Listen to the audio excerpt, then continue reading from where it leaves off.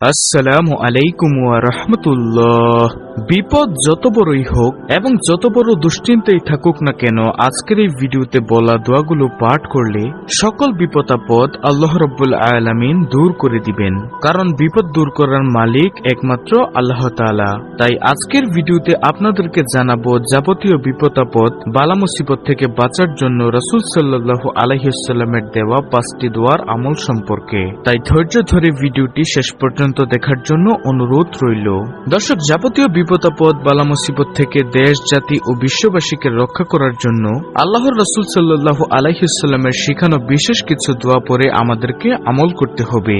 নফল ইবাদত ও দোয়ার মধ্যে রত থেকে আমাদেরকে রাতগুলো অতিবাহিত করা উচিত। কেননা দুনিয়াতে কল্যাণ ও উপকার যেমন আল্লাহর পক্ষ থেকে আসে, তেমনি ভাবে বিপদ আপদ দুঃখ কষ্ট আল্লাহর পক্ষ থেকেই আসে।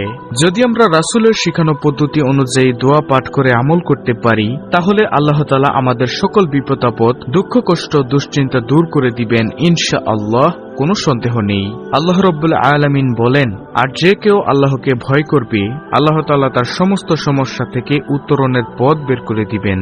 তার সমস্ত দুশ্চিন্তা আল্লাহ তাআলা দূর করে দিবেন এবং আল্লাহ তাআলা তার জন্য এমন স্থান থেকে রিজিকের ব্যবস্থা করে দিবেন যা সে কল্পনাও করতে পারবে না। সুবহানাল্লাহ।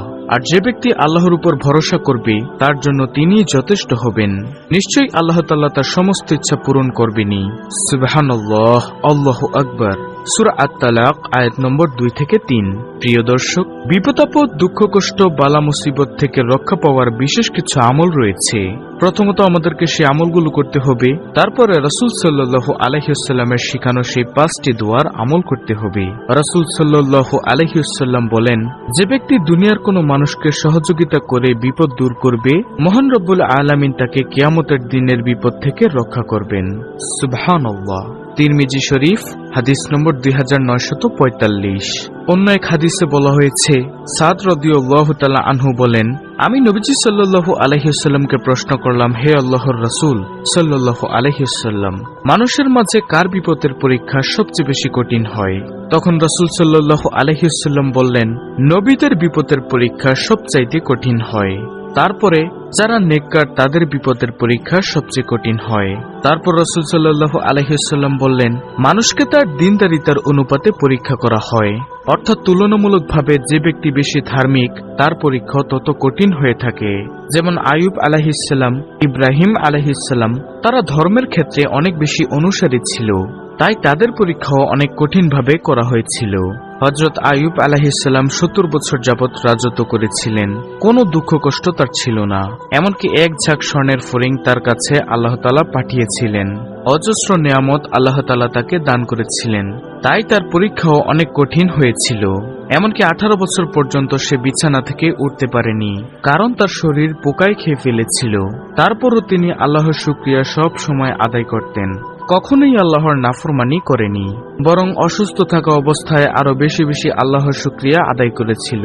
তাই আল্লাহ তাআলা তার সকল অসুস্থতা এবং দুঃখ কষ্ট বিপদ আপদ বালা মুসিবত দূর করে দিয়েছিলেন। সুবহানাল্লাহ। তারপর রাসূল সাল্লাল্লাহু আলাইহি ওয়াসাল্লাম বলেন, আর যদি কেউ তার দ্বীনের ক্ষেত্রে শিথিল হয়ে থাকে, তাহলে তাকে সে অনুপাতে পরীক্ষা করা হয়।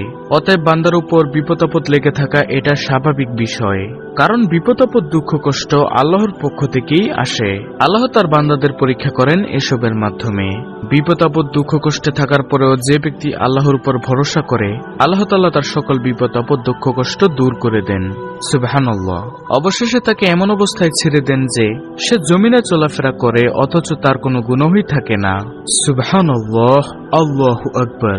জামিয়া তিরমিজি হাদিস নম্বর 2398। তবে বেশি বেশি তওবা ইস্তেগফার করলে আল্লাহ তাআলা বান্দার সকল গুনাহ মাফ করে দেন।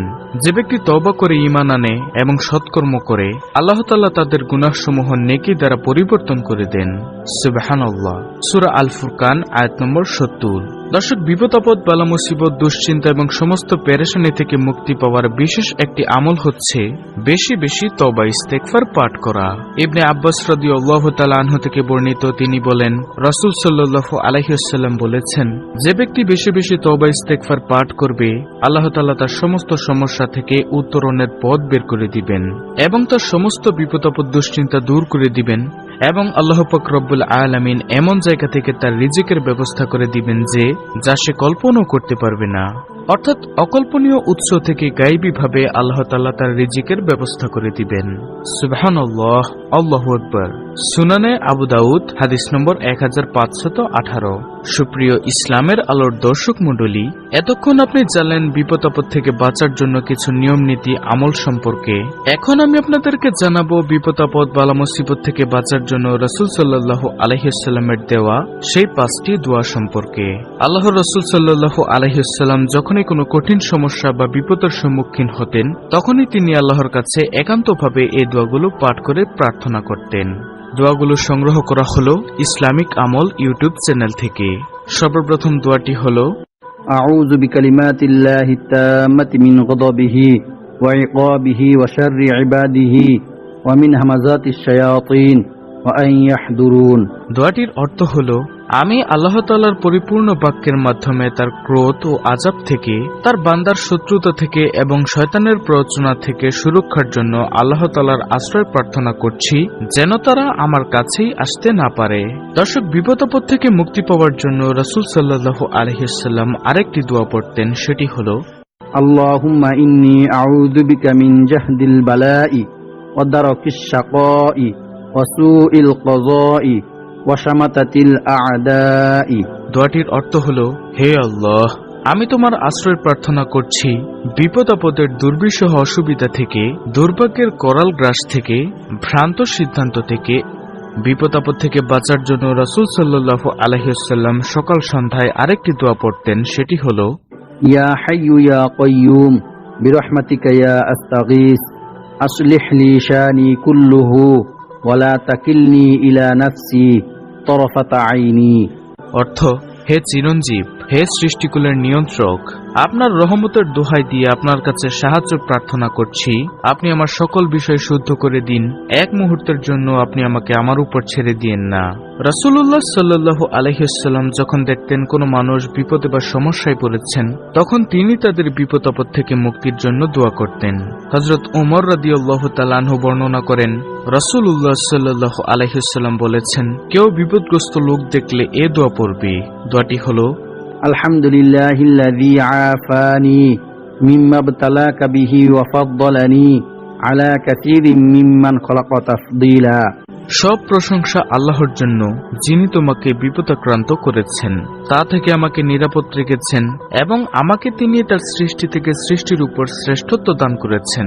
তিরমিজি। এছাড়া রাসূল সাল্লাল্লাহু আলাইহি ওয়াসাল্লাম বিভিন্ন ধরনের আযাব থেকে রক্ষার জন্য এ দোয়াও পড়তেন। দোয়াটি হলো আল্লাহুম্মা লা তাকতুলনা বিগদাবিকা ওয়া লা তুহলিকনা বিআযাবিকা ওয়া আফিনা ক্বাবলা যালিকা। অর্থ, হে আল্লাহ, তুমি আমাদেরকে তোমার ক্রোধ দ্বারা হত্যা করো না আর তোমার আযাব দিয়ে ধ্বংস করো না, বরং এর পূর্বে তুমি আমাদেরকে ক্ষমা করো। যে ব্যক্তি এই দুয়ার 5টি আমল করবে আল্লাহ পাক রব্বুল আলামিন তার জীবনের সকল বিপদ আপদ বালা মুসিবত দুশ্চিন্তা এবং অভাব অনটন দূর করে দিবেন ইনশাআল্লাহ। এই 5টি দোয়া স্ক্রিনের মধ্যে বাংলা উচ্চারণ সহ দেওয়া আছে, আপনারা সেখান থেকে স্ক্রিনশট নিয়ে মুখস্থ করে নেবেন ইনশাআল্লাহ। তো প্রিয় দর্শক, এই ছিল আমাদের আজকের ভিডিও, অত্যন্ত গুরুত্বপূর্ণ একটি ভিডিও। ভিডিওটি ভালো লাগলে অবশ্যই চ্যানেলটিকে সাবস্ক্রাইব করে বেল বাটন অল বাজিয়ে দিবেন, ভিডিওটিতে একটি লাইক দিবেন এবং কমেন্টে আমিন লিখবেন এবং অন্য মুসলিম ভাই বোনদের কাছে ভিডিওটি শেয়ার করে দিবেন যেন তারাও দেখে শিখে আমলটি করতে পারে। আল্লাহ রাব্বুল আলামিন আমাদের সকলের বিপদ আপদ বালা মুসিবত দূর করে দিন, আমিন।